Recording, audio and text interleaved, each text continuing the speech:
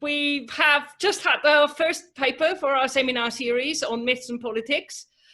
And our first presenter was Ryan Denson from Exeter. And perhaps the first thing, tell us something about your research project, please.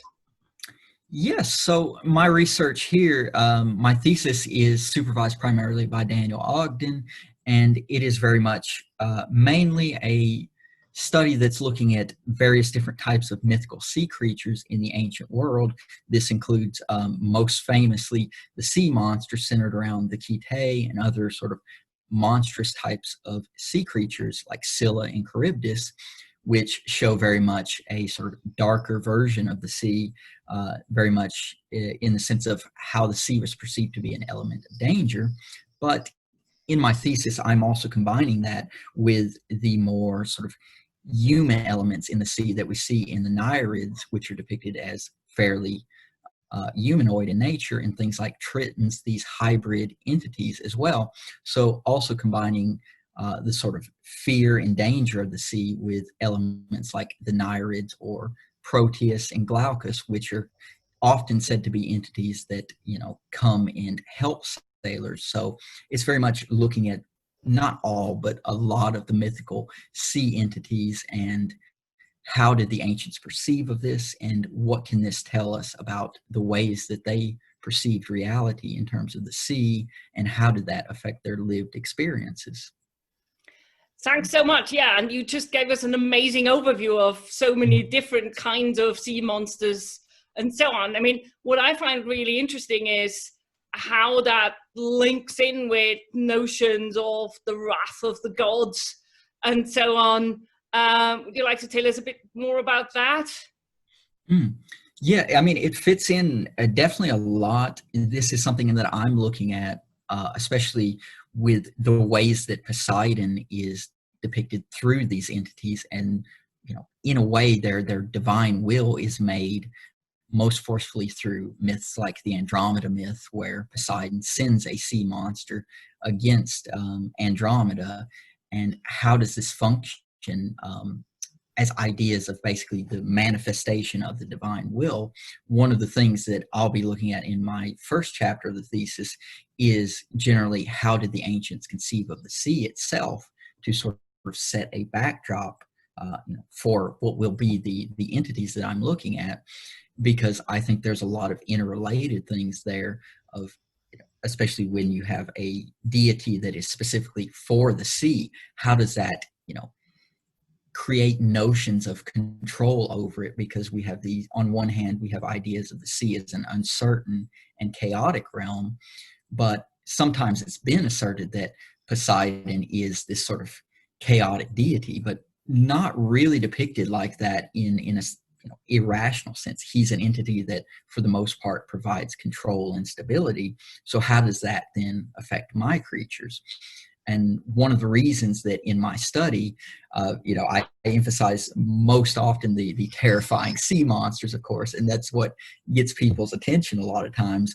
But there is also the fact that Pliny recalls the Nereids and the Tritons as the homines marini, the literal sea people, as he calls them. So there is this affection, or not affection, but sort of interest in an alternative, like human entities within the sea, that create this really fascinating dual image, where it was both a sort of deadly realm where you could encounter sea monsters and potentially die at sea, but you could also gain help from these humanoid Nereids, or encounter something like Proteus that is shape-shifting, or Glaucus, who was famously once a mortal, then transformed into a sea deity like that.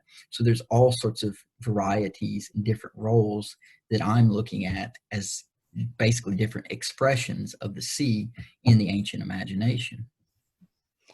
I mean, that's really fascinating. I also have to say, your pivot to modern ideas of sea monsters was really fascinating, and I think got quite a good reaction about the Jaws series and so on. How do you think that is actually different from the ancient world? Mm-hmm. It's very different in, especially in terms of, I mean, with Jaws, of course, there is this emphasis on modern beach culture. Of course, the Romans and the Greeks never, it was never a thing to go recreationalize at the beach or anything like that. So it's very different in terms of location, but also in terms of just the general emphasis. You don't get, you know, quite the same thing that you have in the Andromeda myth, where there is someone, you know, like Andromeda's mother or Hesione's father that has displeased the gods, and so this great terror is sent upon them, which in many versions of the myth actually have the sea flooding on land. So there is an element there of this unknown element of the sea that's invading human territory and land. But of course, with Jaws, there's not quite as much of an invasion type thing there. It's more humans meeting some sort of terrible creature in an unknown element, which still I think is a lot of the same psychological unease. As someone commented here, it's has a lot to do with potentially the fear of the unknown and the fact that the depths of the sea, you can't easily see the bottom of it. You don't easily know what's down there. There is one scholar who has, I think, very distinctly described it as a sea journey in antiquity when you're sailing on a boat. The Greeks used this idea of Pontus as literally being a sort of road across the sea. But one scholar has very interestingly likened it to instead walking a tightrope over an open tiger pit, because you just never know what's in this sort of element. And that's what leads to these fascinating, imaginative ideas about sea monsters and other dangers.